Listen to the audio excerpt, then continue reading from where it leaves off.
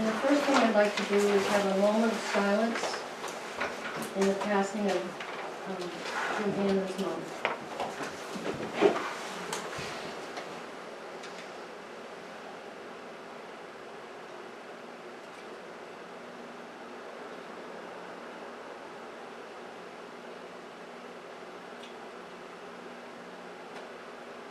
Thank you.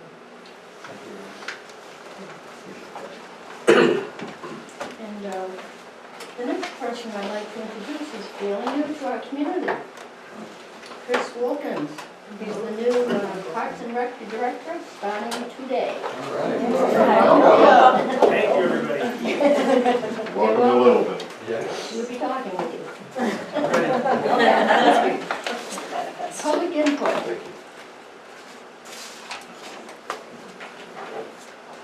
Okay. I don't see anybody raising any questions at the moment, so we have a presentation from Lakeway with Amy Knopp and Christopher Rexton, right? Yep, so I brought, you said the highlights today, so I brought my board highlights with me. So Amy and Christopher are going to do a Google Expedition presentation. Amy's just gonna kind of give the background on what Google Expedition means and is, and then Christopher is actually going to run a lesson, much like you would if you were a student in a 6th grade class, which Christopher has participated as a student in these lessons. So he is going to run the lesson for everybody here tonight. Awesome. It's very short and sweet, but it's pretty exciting. So go ahead. And don't mind me as I hobble up there, I broke a bone in my ankle. Okay, so Google Expeditions are essentially a virtual field trip. So there's goggles that look like this, and there's several different, these are Google's version of the goggles. Lots of different companies make them. Google also makes something called Google Cardboard, which is a cardboard set of goggles. But we have these nice ones here. There's a phone on the inside, an Android phone, which runs the Expedition. And it comes with its own router, so we don't use the school Wi-Fi. We plug that in and it just runs off of that, so things don't get bogged down. And literally, Google has made just thousands of different places that you can go. So anywhere that Google Maps has gone and the little Google car has made a map, they pretty much have made an expedition out of a lot of those areas. So Christopher's going to run one for you today, but before we do that, I just wanted to tell you a few things about it.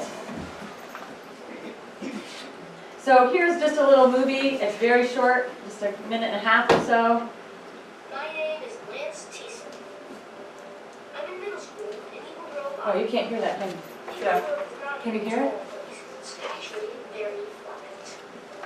This is the tallest building on Main Street. It is about 50 feet tall. When I grew up, I want to be an architect and design skyscrapers. Yesterday at school, we were on a class trip, but this was not a normal trip with buses. This was something very different. The very first expedition we went on was to the Turkish Khalifa. Good grab two hands and put up to your face. It's so tall. Everybody go to the 153rd floor.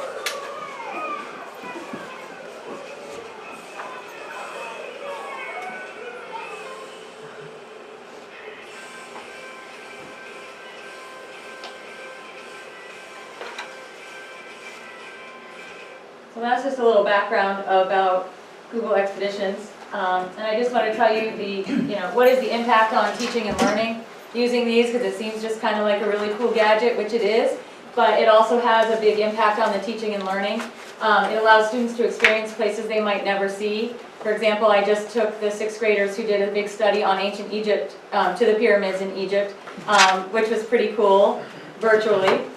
It increases their engagement. I mean, I cannot quiet them down. Like when you first get them to look and see, they're so engaged, and it's pretty amazing to see that.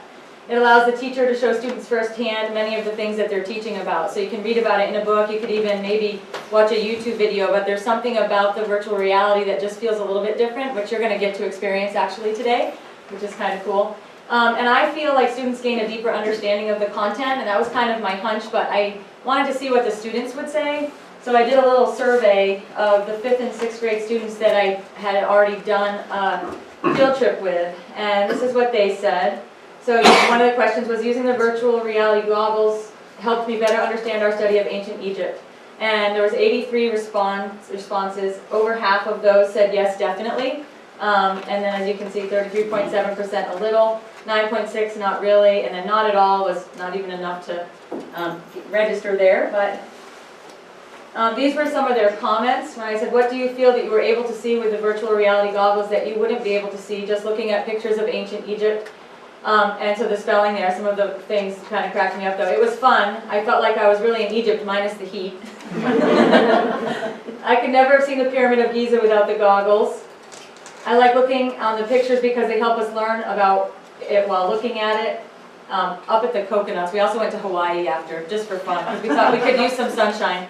So they got to see a coconut tree. I think that it was nice to look around. I felt I was there. They thought the pyramids were something cool, the museum. Understanding the picture, you got to experience it, what it really looked like. I felt like it was real. So those were just some of the comments that they had said. And the last little bit of data. Do you think that it's better to learn about a new place with the virtual reality goggles or through a book? And 69.9% said with the VR goggles. And then a book is a better way, 9.6 thought. And then both, 20.5% thought both a book and VR goggles was equally as important. And you know, being a librarian myself, I love books, and I would never want to take those away, but this definitely kicked it up a notch for all the reasons that I sort of stated before. So now I'm going to let Christopher take it away. I'll just pass these out. Is that good? Okay.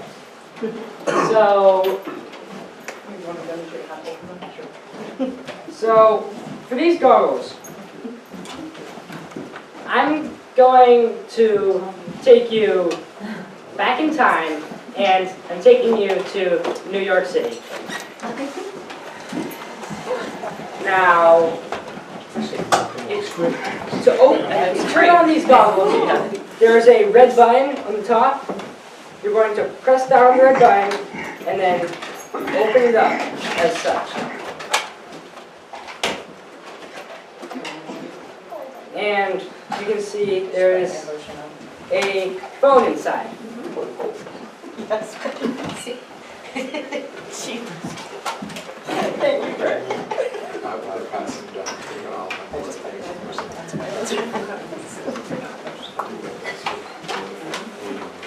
Turn on that doesn't have them then. Okay, so there's a power button on a side of the phone, the left or the right, depending on how you're holding it. Little white button, you just hold it in. You are going to hold down that button. Hold it down until you feel it kind of buzz. No, right on the end of the phone? Yeah. And then it should say powered by Android. Oh, on the top of the phone. Right on this side, on the phone. Right in here. Oh, yeah. Okay. Everybody else good? Once you have that, you swipe to the side to unlock the phone. Actually from the bottom up, so if you, So if you're holding it like this. yep, up. swipe up. And then you'll see the white icon that has an orange flag, it says Expeditions. You just click on that, Turn it this way. and then you accept the conditions. And you should see Lakeway Expeditions. So you do that. If you see that, you just hit follow. Little orange flag. And then when it shows you putting the phone into the Google Cardboard, you just close your... You hit I accept if it comes up with that. Yeah. Yep. And Lakeway Expedition. Could you follow? Yep.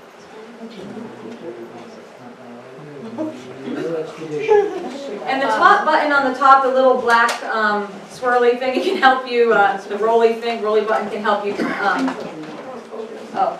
You put their glasses on? Or the Viewmasters? I'm waiting for a lever on the side. There is one of those, but I can say probably 50% of people that have put it on have tried to pull the handle. Okay. What's A short note. We have no expeditions on A short note. Wait, hold on, some people are not, oh, go ahead. I noticed that some of you have glasses. Now, you can keep them on. It will kind of squash your glasses against your face, but you can see. And depending on your prescription, you can take them off. Right, you can- Oh, okay. Hold on. Hey, Jan, that's a picture of you. From this morning, right? Oh, Kelly. Okay, this one's all set. You're good. Here, I'll check your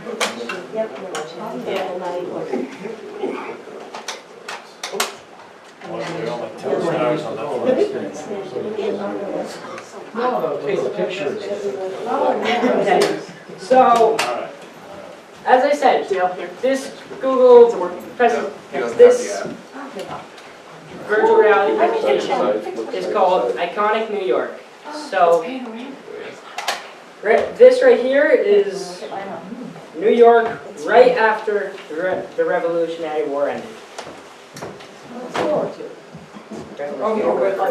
You're just still connecting. Go in order. Now, Look side to side.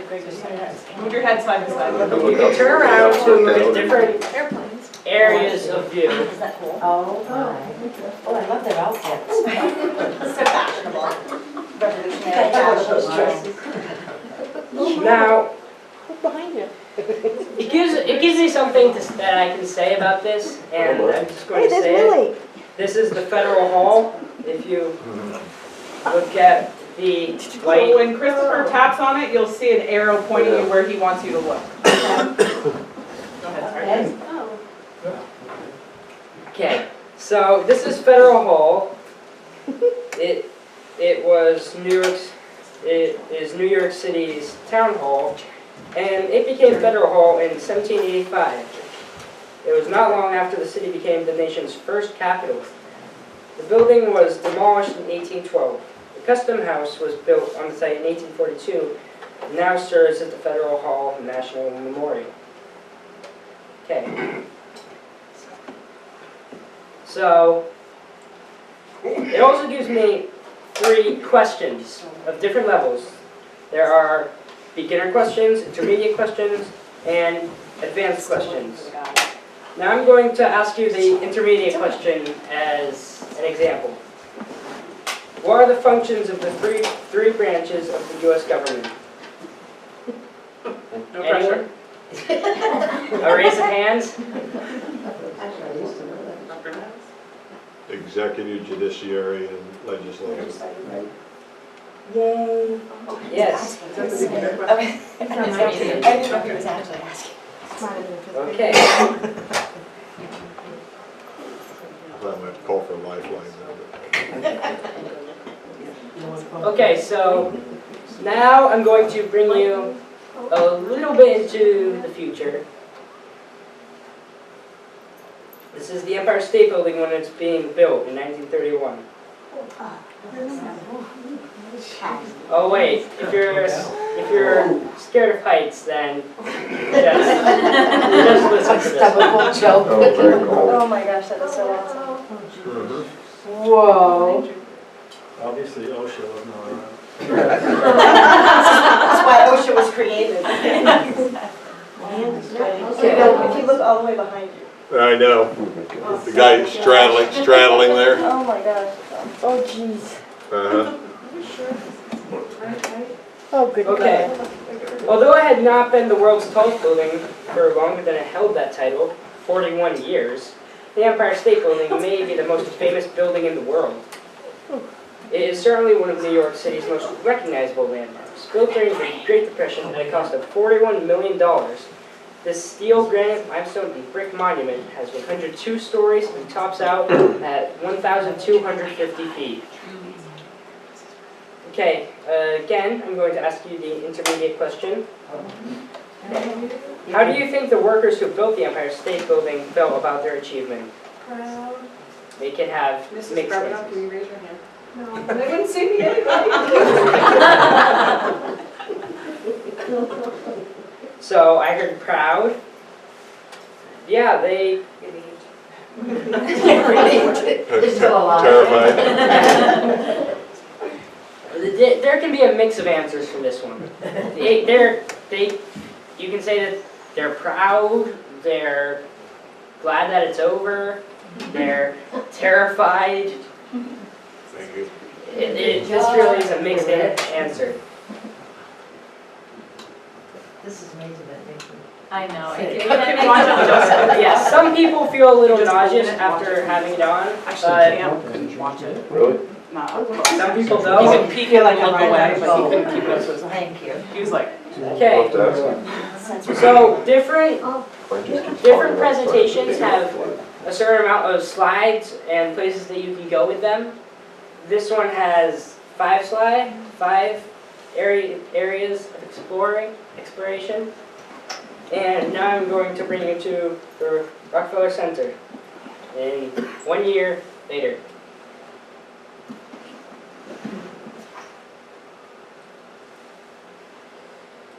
Okay, here we go. Rockefeller Center was conceived by Dr. John D. Rockefeller, Jr. as a city within a city at the heart of Manhattan.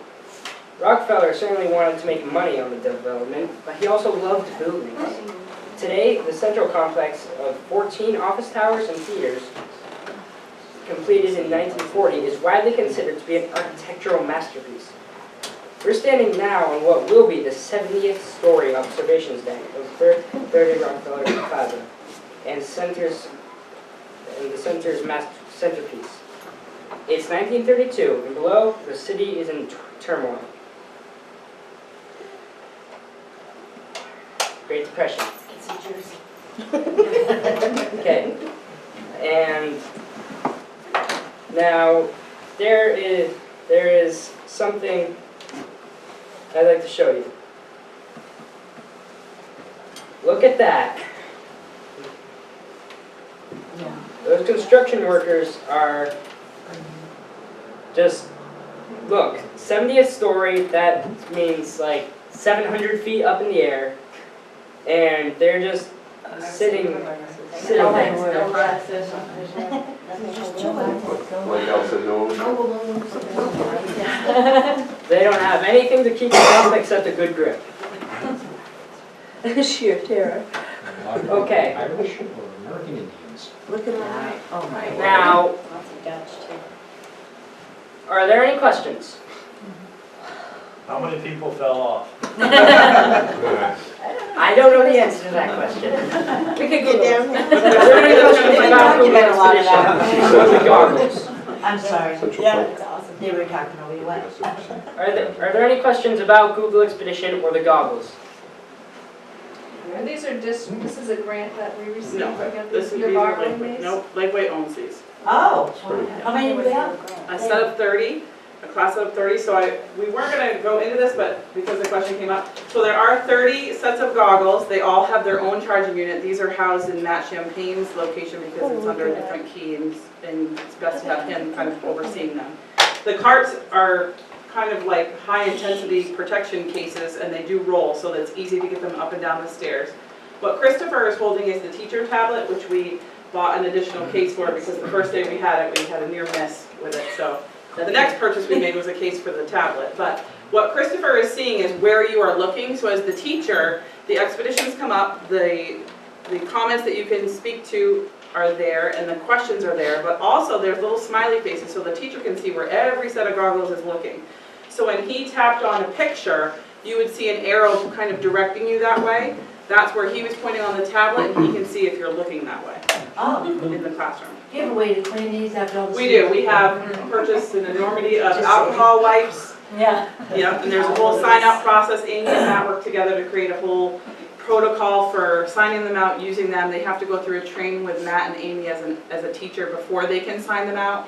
And their first expedition, they need to have Matt or Amy join them for co-teaching. More times than not, the teachers more comfortable having them there anyway in case there are little tech issues that popped up like there were today. But for the most part, the kids can hop in and out of these devices more quickly than any of us can, as Christopher demonstrated earlier. I mean, I missed it. So these are in the library? or- These are housed in Matt Champagne's Yeah, office. Matt, and then the teachers, They sign them out. Amy's using them in her tech classes with 5th and 6th grade, and sort of going through the grade levels as their curriculum fits. Like, for That's what I was example, gonna ask. 2nd grade. Yeah, So she okay. sent a list out of all the possible expeditions, so they're Okay. looking at their curriculum and seeing where it fits in. It's 52 pages, it's a spreadsheet of. So is kindergarten using these two? Not yet. Okay. They That's what I haven't was yet. wondering if they're. Yeah, we started with 5th and 6th grade, and then teachers now, at their last staff meeting, they got trained, and so, you know, I've said, just let me know when there's something that you'd like to do, and so we're. It'll be a case-by-case basis. for How kindergarten. many subject matters, how many course, There's curriculum?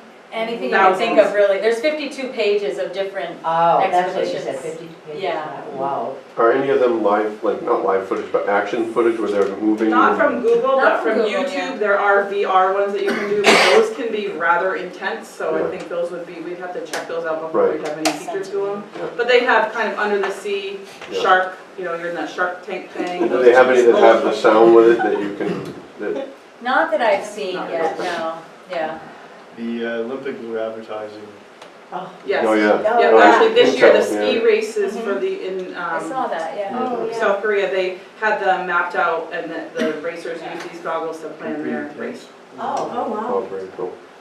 So do you want to show them how to show them Yeah, that? if you wouldn't mind just opening the top back up again with the red button, and then if you put I your got finger this back one. where you turned it on and hold it until you get a little menu, and then the second choice down says power off, and if you don't mind powering the phones off, then. As soon as that's done, you can shut it back up. Thank you. There's my little button. Very cool. Nice job Thank presenting. you. Very good. Thanks. Christopher is a 6th grader, he'll be joining the Crusaders next year. Be sad to see him go, but.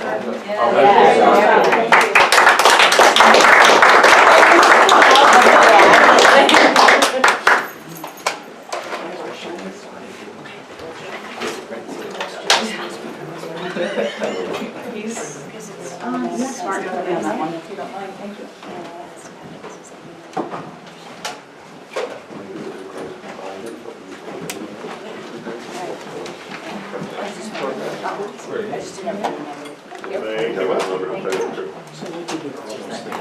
Sorry. Viewmaster. Yeah. Yeah. Pull those slides in, pull them out. I just donated a staff Viewmaster and slides from the Littleton Oh, yeah. to the Historical Society. He Oh, passed away, I sure. got a whole lot. Yeah, those are cool. The museum, the Littleton. Historical Society, yeah. Very cool. Thank you. Thank you. Thank you, Amy. Thanks, Christopher. Great work. Yes. Okay.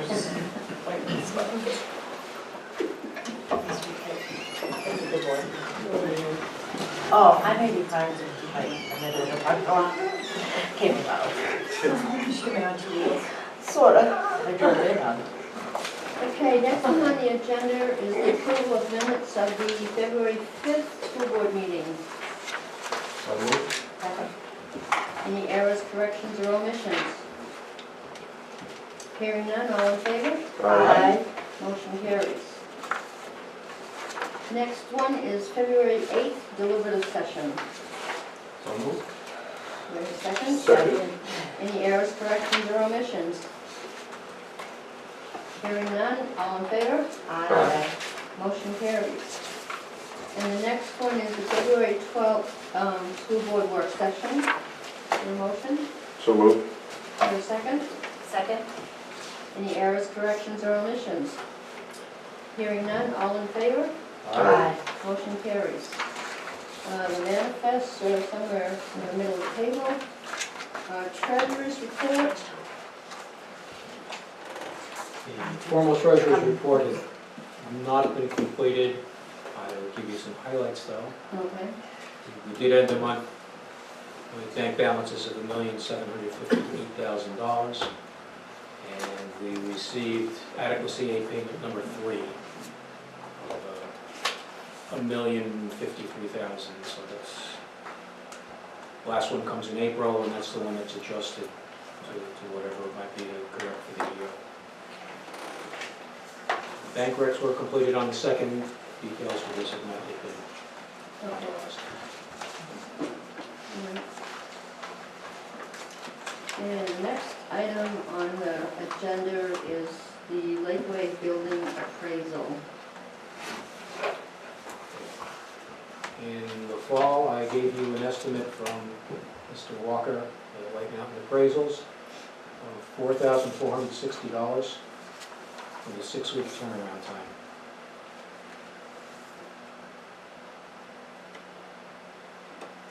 Mr. Wynn gave me the name of a gentleman in Guilford who also does commercial buildings. If you'd like me to contact him and get an idea of what he might charge for it, I can do that. You probably have at least one other. I think so, I think we Give should. me the amount of money. Yeah. Okay. Is the scope written out of this appraisal as far as what they're going to cover? No, he basically knows the size of the building and, Does it like take a walk through and stuff like that? oh yeah. Okay. They have Tons of guidelines for measurements. appraisals now set up by the state of New Hampshire, and their guidelines they have to follow, and they're pretty in-depth. He did comment that given the age of the building, it might be a tad difficult to repurpose, so that's all part of the calculation. Okay. But I'll contact Mr. McLean also. Just get a comparable price. Do you need a board vote or consensus? Not for that. Okay, thank you. All right, unfinished business. Patty has a draft of the 2018 ballot, which is just for the school board to take a look at, and then she needs them back, right?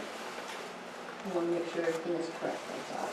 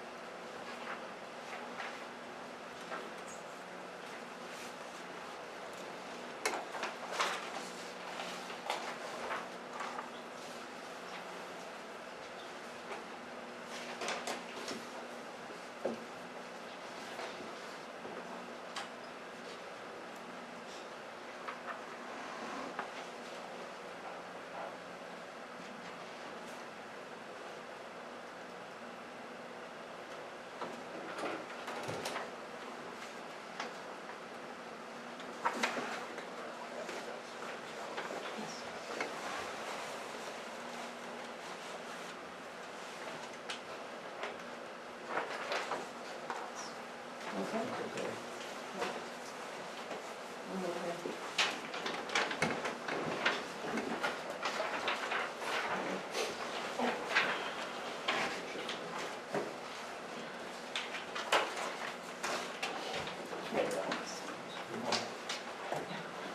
Well, everybody's read it and proofread, organized, whatever else. Next thing is a budget discussion. Means we had $300,000 cut out of our budget last week. We did.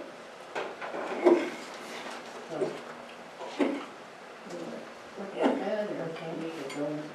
I think a couple of, I'll speak to it a bit in my report. Okay. And then, because I'm sure that as you get into discussion a little bit deeper, it will go in personnel, specific personnel when we do that executive session. Okay. But I'll give it, in my report, I'll give a general discussion of the budget delivery session. So the next item on the agenda is the 2018-19 school calendar. I believe there was, Patty picked up something that we should correct. If you could just let us do that, Patty. Civil Rights Day should be the third Monday in January. We've got it the 14th. It should be the 21st. Should be the 21st, yes.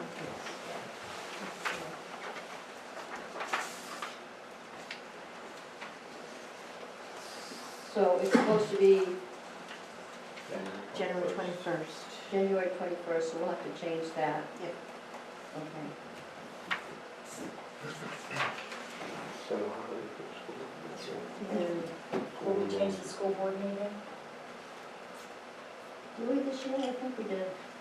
Did we think? I don't remember. I don't know that we had one scheduled. I don't think we have a schedule on that day. No. Okay. Well, we can either move our scheduled meeting till the 22nd or wait until a couple of months before then. Whatever. Which preference? I mean, if we can move it now, Move it now? so that way it's on the calendar. and- Okay. Does everybody agree with that?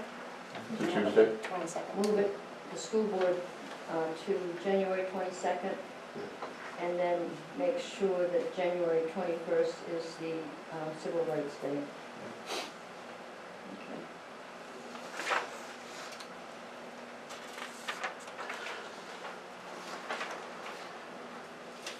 And were the other days, I mentioned, They were correct. they were correct, okay. All right, so, school board needs to approve this one more time. Is there a motion? Make a motion that we approve the change of the Civil Rights Day, January 21st, and the school board meeting to be scheduled on Tuesday, January 22nd, 2019.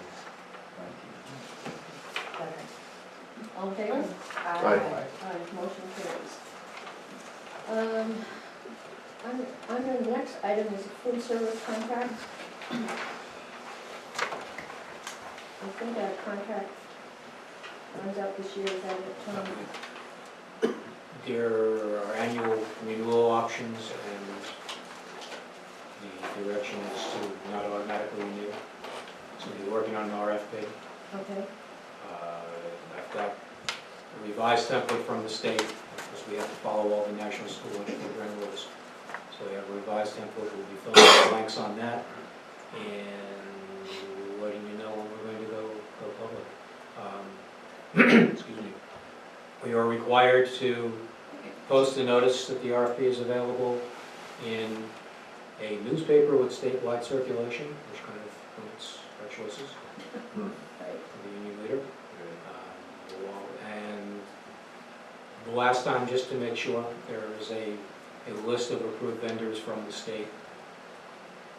And I sent them all a notice individually that the RFP will be out there, see if they were interested. Maybe we'll get some responses this time that we didn't get last time. okay. When do you think they'll go out? Or do you have any idea? Because last time it seemed like we had a short window. Well, last time we had no opportunity. We had no window. It was close. I did. So unfortunately, with some of the activities in the last couple of weeks, my schedule and everything has slipped out a little bit. So I hope I have it sketched out this week and submitted back to the Department of Ed. Thank you. Well, keep us appraised of what's happening. All right. Next item on the agenda is the principal's reports, and we have Kelly with no one. Just a couple items on my report. Danielle Cook's in the process of completing the access testing for all of the ESOL students in the district. So she spent some time at the middle school and high school already, and she's also started at Lakeway doing that.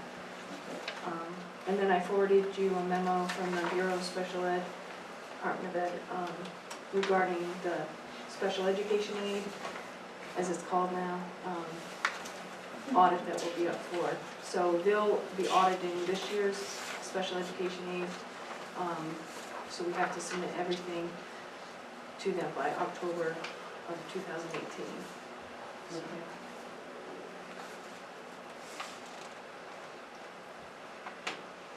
And that's, so they'll be auditing this year? This current year's, yep, 2017-18.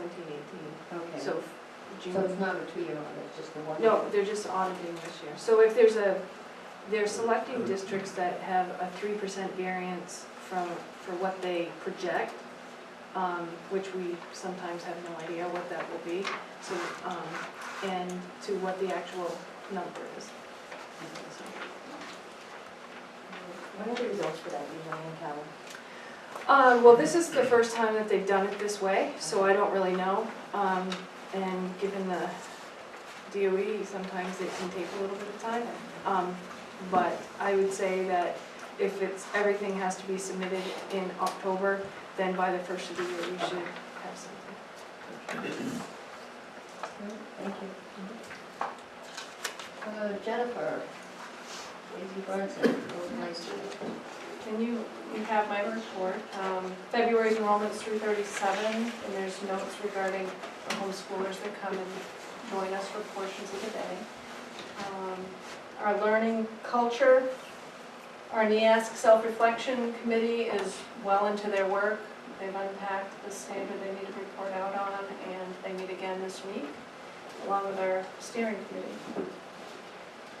We had our second Crusader community celebration this past week. It reminds me of how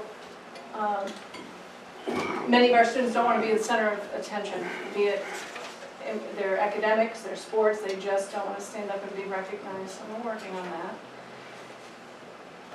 I've given you the links to both of those celebrations, so please check them out. Greg and the middle schoolers and I have been working on ways to recognize appropriate behaviors in the middle school and celebrating those so that they know the right things to do and kind of changes in that culture. Horace Mann has partnered with us and provided us with a Kindle as part of a reward incentive, which was nice. Thank you, Horace Mann. We've started our winter carnival this week. It really is a focus on our Crusader competencies and taking a look at what does grade level unity look like. They're excited. The dress-up day was a lot of fun today. I still was able to. What? I did change. I didn't want to.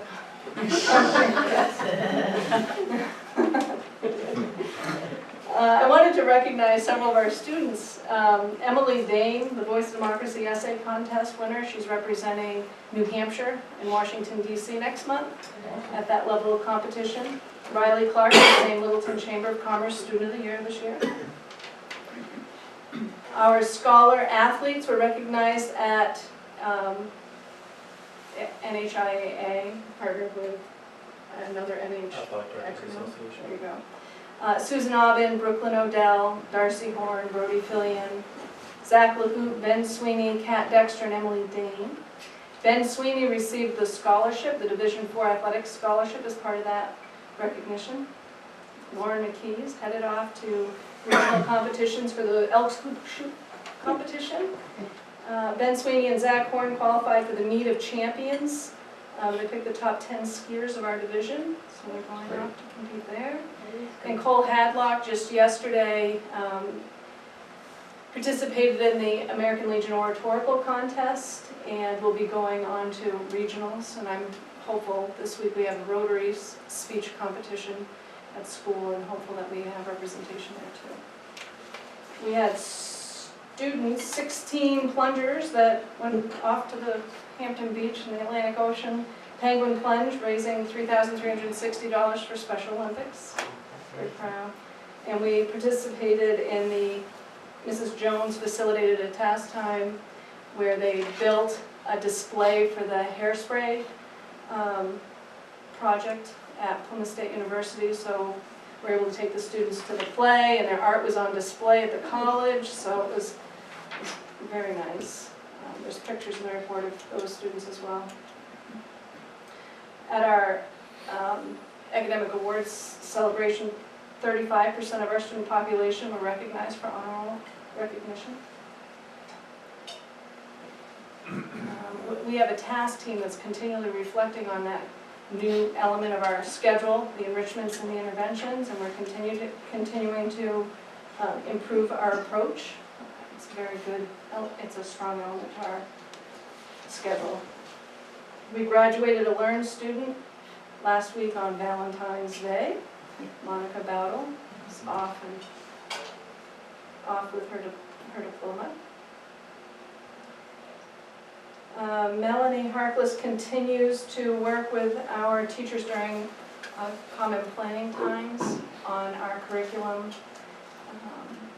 development, our competency development and assessment practices. We'll be partnering with Karen Hess from the DOE to look at project-based learning, performance tasks specifically. And our consultant and Melanie have been working with our math department this past month and will continue to do so as they pull out their competencies and decide what does that look like at each grade level. Our teachers have given the interim assessments, the state interim assessment, to kind of see where they're going to fall when we do this new state assessment. So we're able to do kind of a practice run through with our kids to see what the platform itself, but also their achievement levels in math and English and science in the middle school.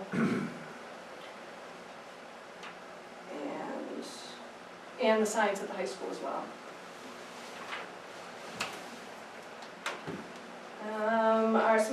And there's Judge Broderick will be coming to profile, and I'm hoping to send student ambassadors and teacher ambassadors to kind of see what that's like and see how it might apply to doing something in the fall with our school. I heard it was excellent. Yeah, me too. Jen and I went to see them together, it was Yeah. awesome. Crusader Pride had their Pierre Lafitte Middle School basketball tournament. Our boys took second. Very proud.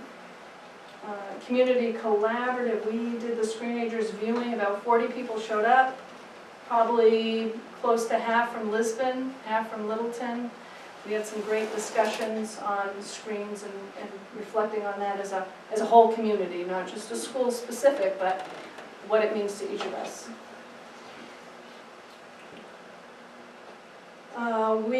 All Saints, Greg and I visited with Father Curtis and Mel Brooks to explore a possibility of having their facility become our rally point during any sort of need to evacuate our school. So we've secured an MOU, finalizing that, and today we visited with the chamber, the community house as that second place for the younger children and parents trying, yeah, so forth. So that would be my report. I added a couple updates to like co-curricular participation, fall sports, winter sports, and in essence about 38% of our kids are participating in co-curricular events, groups, activities. Our fall sports participation was about 46%, and winter about 37%. At the last meeting there was a question about our staff and what they're doing above and beyond their just teaching schedules, and about 75% of our staff are participating in committee work, not just that everybody does it committee work, but committee work above and beyond that is either stipend or not stipend. So that was it was a nice number for me to see because I hadn't thought in percentages, so I was pretty proud of my staff and let them know it. Thank you. Thanks, Jen. Alan, you take Alan. Yep, so our enrollment stays pretty consistent. We don't have a lot of changes there. Our industry and post-secondary connections, we have a meeting this week. And I've invited White Mountain Community College and Lakes Region Community College to work to share curriculum on advanced manufacturing. In the past, we had worked with Lakes Region Community College and adopted their curriculum on advanced manufacturing with credit.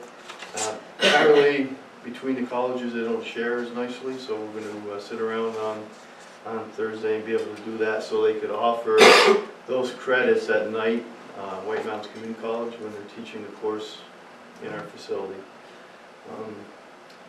As you know, we have quite a few articulation agreements with New Hampshire schools.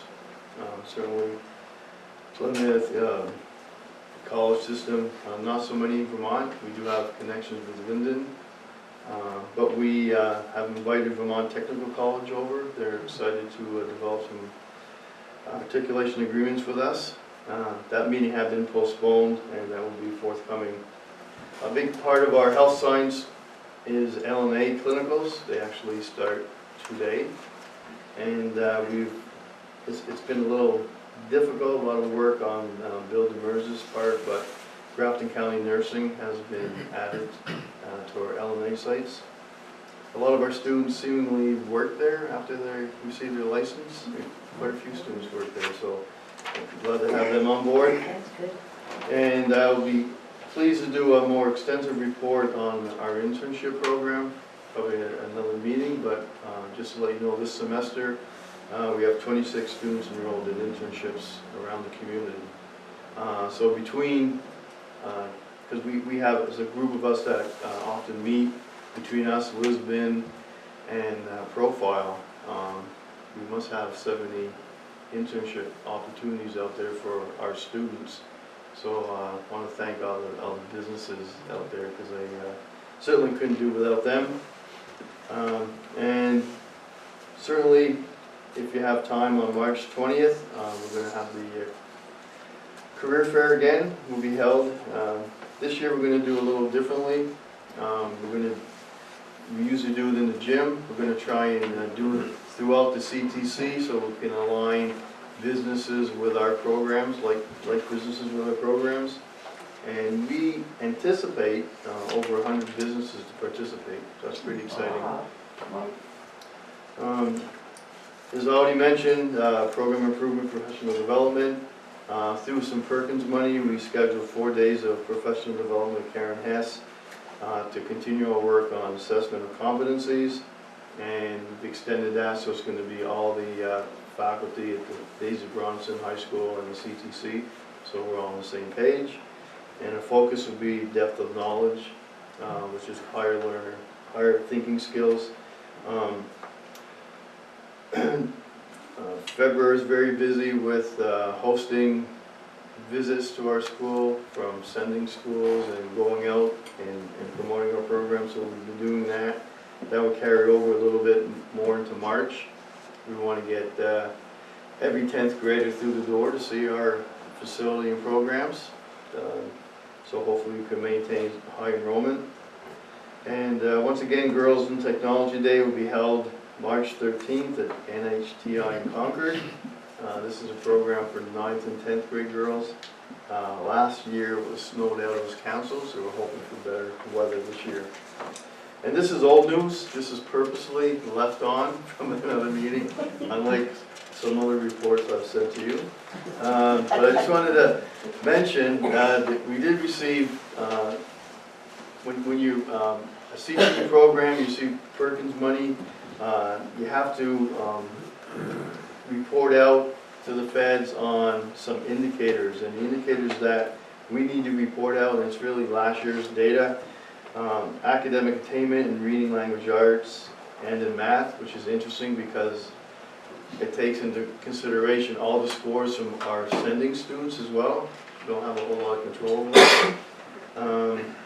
Technical skill attainment, we have to take precision exams now, unless there's a content area recognized assessment that we can take.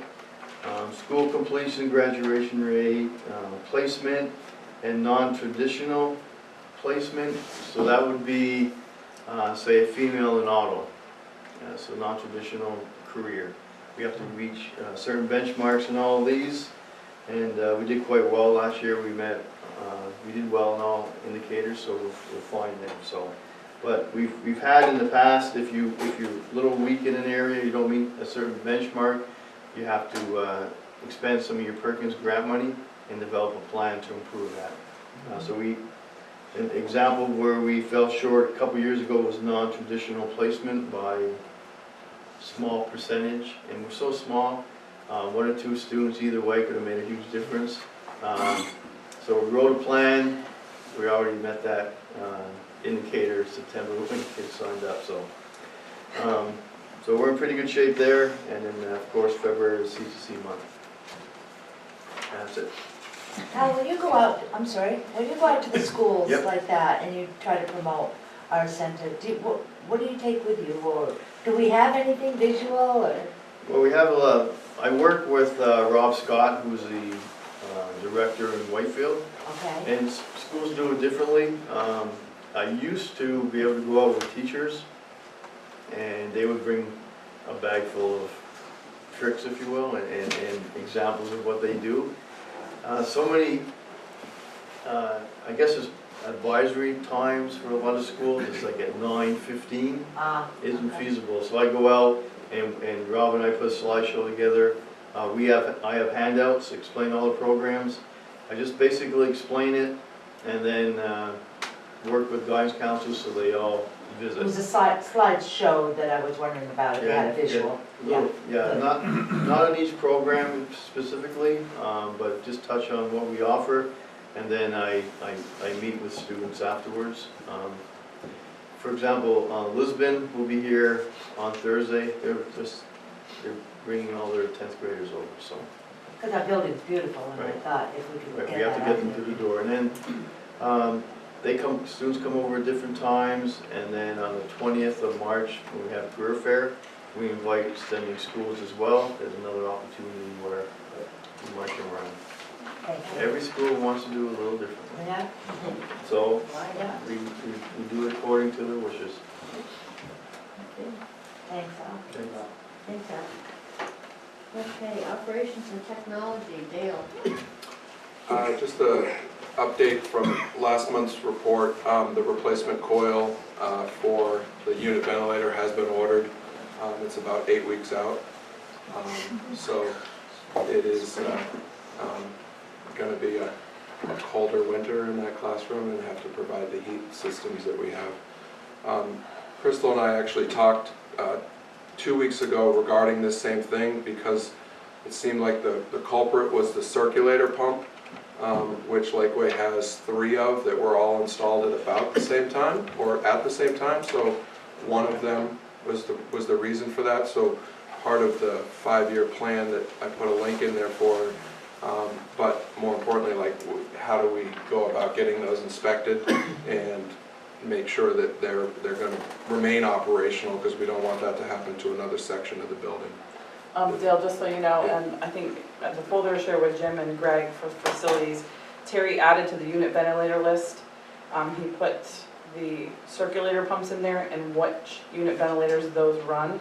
So he mapped out the ages of the circulator pumps and the rooms that they run with the ages of the ventilators in those rooms, so that we kind of have a pecking order of what we need to address before it goes. From the academy, I worked with a vendor last week. Al kind of directed me towards him to get a updated quote on bleacher repairs, or bleacher replacement. I shouldn't say repairs, because he even said they're not worth repairing. And also, they do the bleacher inspections as well as the basketball hoop backboard inspections, so we can have a comparison to the vendor that we currently use.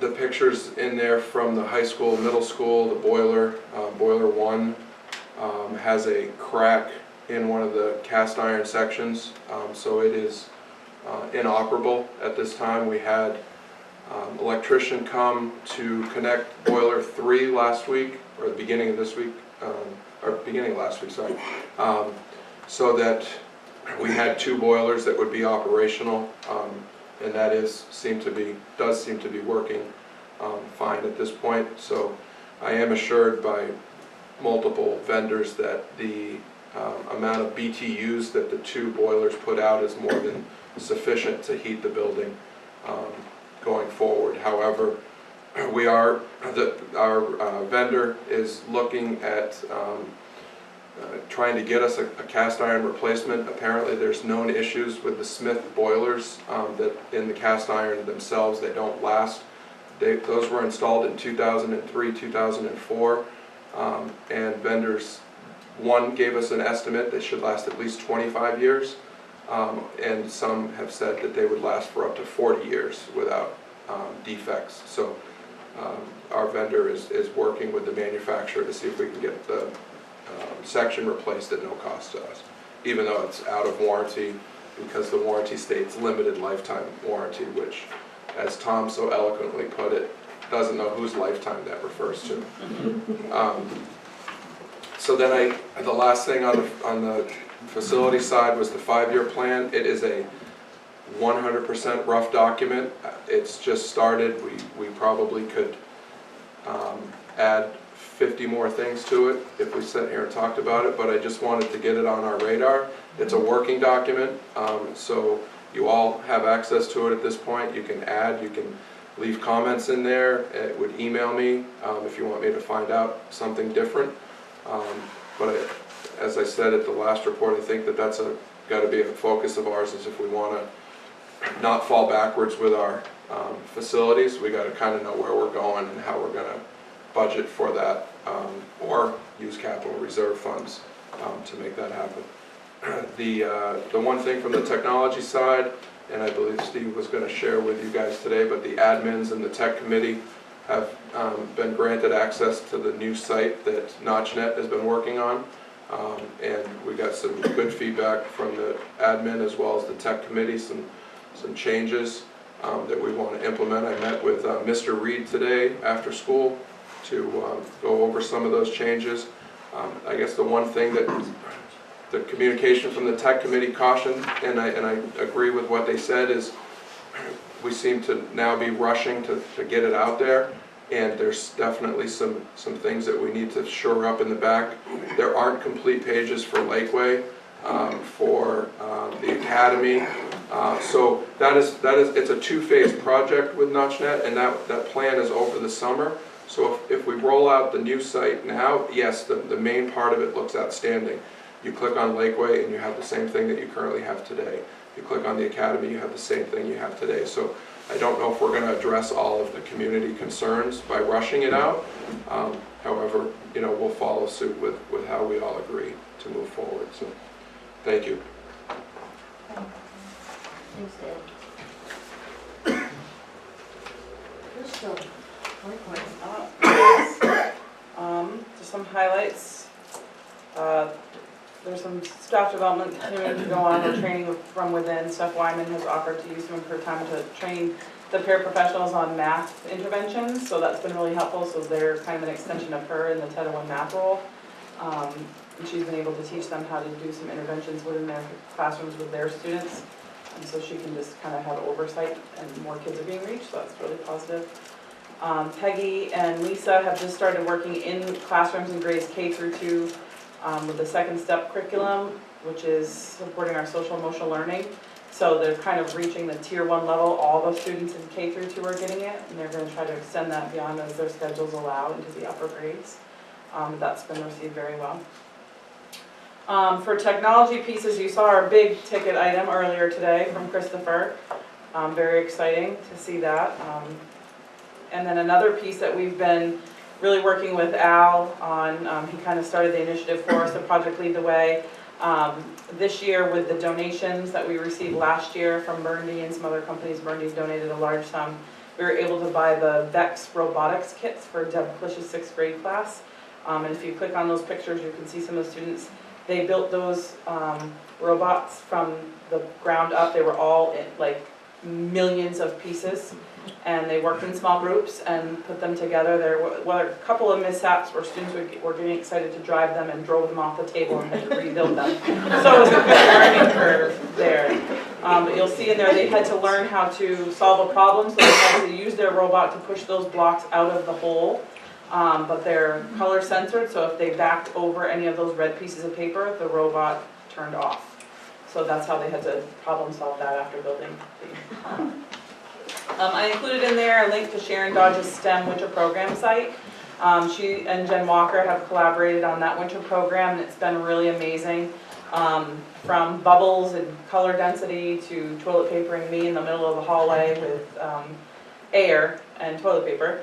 They've had a fantastic time, and she plans on continuing that. So just shared her site link in there that she shared with the parents of that winter program.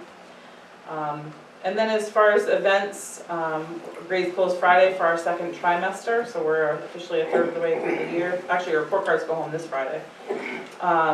FOL and Littleton Opera House provided us the opportunity to see recycled percussion. We wanted to see it all together as one group, and our gym can't hold all of the Lakeway students at once, and we didn't want to pay for the show twice. So we were able to walk to the Opera House and see them perform there. It was very exciting, a little intense, because they do jump off of ladders that are very, very tall. And we had some crowd participation there too, so that was fun. We celebrated Crossing Guard Appreciation Day, which we didn't know was a thing until this year, but it's a thing, and so we celebrated it.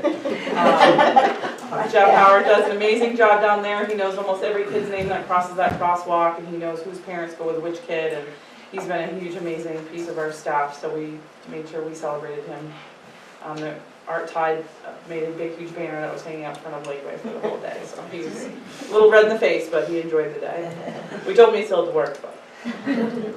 Kindness Week is this week. We'll be celebrating that each day of the week. We wrap up winter program the week we get back. I know, it should be every week, but we're making a point to celebrate. This is a rough week at Lakeway, so really trying to pump up the kindness. We have one more winter program, and then Destination Imagination Competitions, March 10th in Portsmouth. We have a few teams competing, and I'll let you know how they do. Great. Awesome. Thank you. Lots going on. All right, committee reports, personnel, I don't think there's any. Facilities, there isn't any. Policy, you've been a little busy on something else. Yeah. Policies, I will be getting those going pretty soon again. Okay, superintendent's report. Okay, I just want to talk about, first of all, a little bit school safety. I think, unfortunately, we had another tragedy last week, this time in Florida, claimed 17 lives of students and adults.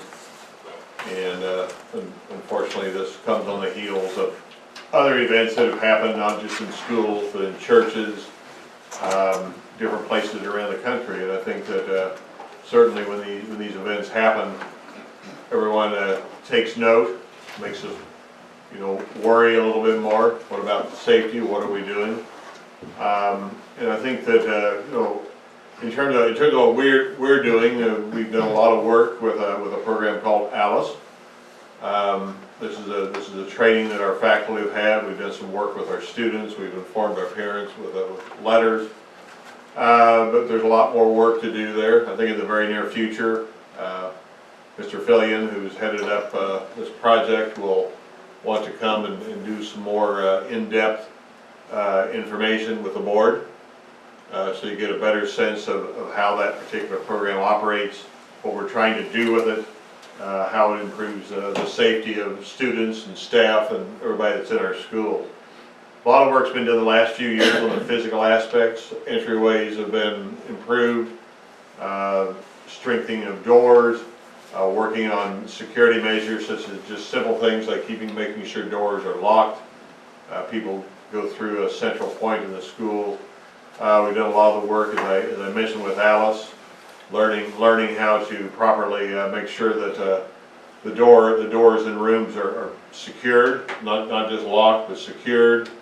Waiting to abandon a room, sometimes a situation may call for that. We've done a lot of work on how to improve communication, and so we haven't been sitting still. We haven't been sitting, saying, "Oh, this will never happen." Because of course, as we all too tragically know, it can happen anywhere. At the same time, I don't think we need to create a culture of fear. That's certainly not productive either. But we do need to do all that we can to make sure that our staff, our students are well prepared, our parents are apprised of what our procedures are, and that we continue to reach out with our safety partners. I do want to thank Chief Mercieri with the fire department, Chief Smith with the LPD. Both of those individuals are critical to the work that we've been doing. So a lot of work's being done, and again, I think I can say with confidence that our schools are safer now than they were certainly at least a few years ago before some of the work that's been done most recently will continue to move forward. And again, our thoughts and prayers and grief certainly goes out to those families that have been touched, not only in Florida, but any place else by the senseless acts of violence which have become all too common. I said earlier I would have a few comments about the deliberative session budget process. We, as you all know, came back after our initial deliberative session on February 8th, came back on the 13th of February with a more robust set of documents for those in attendance. And I think as I thought about that evening quite a bit after both evenings, but particularly the second one, a lot of good came out of that. I think there was very good discussion. I think the discussion was positive. It just didn't mean that people agreed with everything. That's not the purpose of it. If everybody agreed, we wouldn't need to meet, would we? There are going to be different opinions. There are going to be people who ask hard questions. There are people who rightfully so want to know where their tax dollars are going, how the money is being spent. That's part of the process. So I think Littleton is fortunate to have a community that can come together, 80-some people, 80 plus strong, and talk about it. And talk about it in a way that was, I thought was very polite, constructive, and appropriate for that evening. I think that as we go forward with schools, I think this kind of sets the stage for probably a more expanded work with the community going forward. Because I think as I think of the three of our biggest challenges, for me, it falls generally into three areas. That is controlling our general fund budget. How do we continue to retain and attract the best teaching talent? How do at the same time controlling increases and growth in the budget at a time when enrollment is stable, but it is projected to decrease over the next 10 years or so. We are projected to decrease in students. So we have that we have to continue to work with and again engage our community. We have an elementary school that's clearly not up to standard educationally or in most any other way. So what we do with Lakeway, whether we fix it, build a new one, go someplace else, or none of the above, I don't know. But status quo, I think most of us agree is not something that we're going to we think is desirable. So that's another piece of some of the work that we need to be doing as a school with our community to figure out the best approach to take. And then finally is how do we use the resources we have? How do we change programs? How do we personalize learning for students? How do we respond to an increasingly diverse student body? A student body who only a certain percentage are going to be successful in a more traditional environment. How do we reach out to students and to families that don't fit into the more traditional programming? And we've done some work there. We've done some good work there. I think that the things that the school's done over the years, certainly to move toward that is a good step. But we also know that we're still not reaching all of our students the way we'd like to. We're not engaging all of our students in their learning as we'd like to. So we're going to need help with that. We're going to need help from the community. We're lucky. We're very, very lucky to live in the community that we live in. And I think, speaking of that, I wanted to end this with, again, with not just thanking people for coming back out again for the deliberative session again, but for us all to remember that, as I said, we may differ, we may have different opinions, we may have strong opinions from time to time, but this community supports its school. It supports its school. It always has. If we engage our community properly, it will continue to do so. But we have students that go all over this community in internships. There's rarely a student group that goes out and asks a business if they'll help with a project or make a donation that's told no. So I can cite one business, one individual, people one after another. They're here. They're here for these schools, and they're here to help us work together to solve the challenges that we have. So it's up to us. It's up to us to engage, work with our community, and again, I think going forward to look for ways that we can address the three issues that I talked about. Again, controlling our overall budget, looking at our facilities, specifically Lakeway, and changing our programming and using our resources more effectively to personalize education for all students. And that's my report. I would entertain a motion to go into non-public, please. I'll make a motion to enter into non-public session under paragraph 2, section 3 of the RSA 91A:3 of the Right to Know law for number 3, matters that would adversely affect the reputation of any person other than a member of the board. Taking with us the superintendent, business manager, Yeah, and Patty and administration. Patty, and the administrative team. Can you go here a second? Second. Roll call vote. Greg Cook? And Woodson? Melanie Johnson. And Wiggett. Thank you. Yeah. I just want to show you